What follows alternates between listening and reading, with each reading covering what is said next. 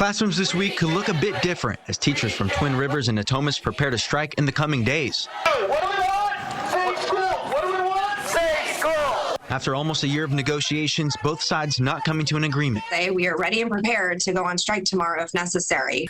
We also set a strike date for Tuesday, March 10th to make sure the district takes us seriously as well. But the disputes go well beyond Sacramento, actually throughout the state.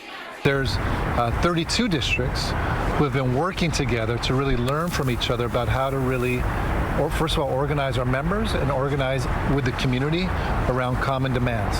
We can't wait. It's a campaign under the California Teachers Association called We Can't Wait, where 32 districts across California work together to negotiate benefits. Some of those districts even coordinating contracts to expire on the same date. When you have multiple different locals having their contract expire at the same time and multiple locals, like we talked about across the state, having similar issues with teacher retention, instability when it comes to fully staffed schools, that there is,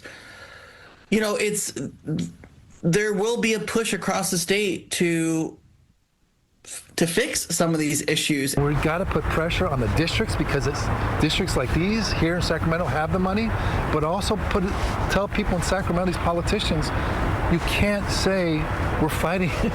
We're the resistance, or we're fighting, we're standing up. Teachers unions leverage children every time they go on strike. However, critics like Lance Christensen from the California Policy Center say these strike efforts aren't the best negotiation tactics.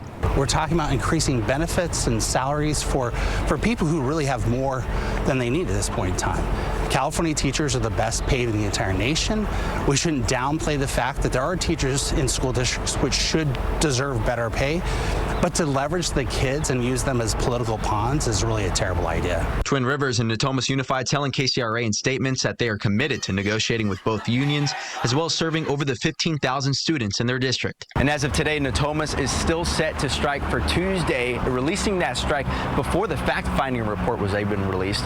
For Twin Rivers, they are still negotiating with the district. Their fact-finding report found a 2 to 2.4% increase over 2 years. The union says that is not enough, and they'll be moving forward with tomorrow's strike. In Sacramento, Denson Cortez, KCRA 3 News.